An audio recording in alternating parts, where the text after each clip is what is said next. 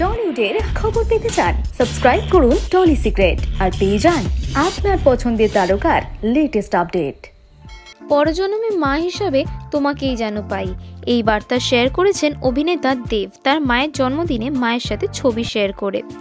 Cake কেটে মায়ের সাথে জন্মদিন পালন করেছেন সুপারস্টার। বহু বছরের অক্লান্ত পরিশ্রমের পর অত্যন্ত জনপ্রিয় সকলের প্রাণের মানুষ হয়ে উঠেছে দীপক অধিকারী, সকলের ঘরের ছেলে দেব। অ্যাকশনের পর বর্তমানে ফ্যামিলি ড্রামা ছবিতে বেশি দেখা যাচ্ছে দেবকে।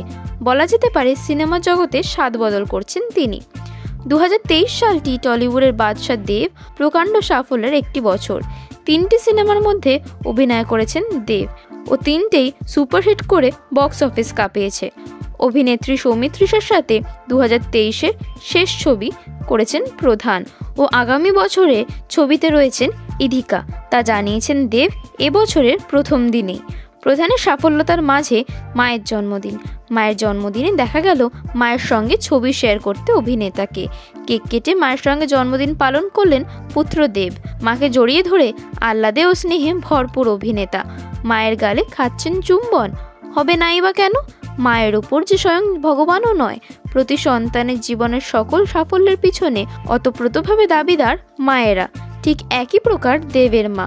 সোশ্যাল মিডিয়াতে এমনই একটি সুন্দর মুহূর্ত শেয়ার করে দেব ক্যাপশনে লিখেছেন, আমি পরজন্মে বিশ্বাসী নই, কিন্তু যদি সত্যি পরজন্ম বলে কিছু হয়ে থাকে তাহলে যেন তোমাকেই মা হিসাবে বারবার পাই। এই পোস্টের কমেন্ট বক্সে অনেকেই শুভেচ্ছা জানিয়েছেন দেবের মাকে। দেবের মায়ের জন্মদিনে টলি সিক্রেটের পক্ষ থেকে তাকে জানাই অনেক অনেক শুভকামনা ও শুভেচ্ছা। ভালো থাকুক দেবের পরিবার।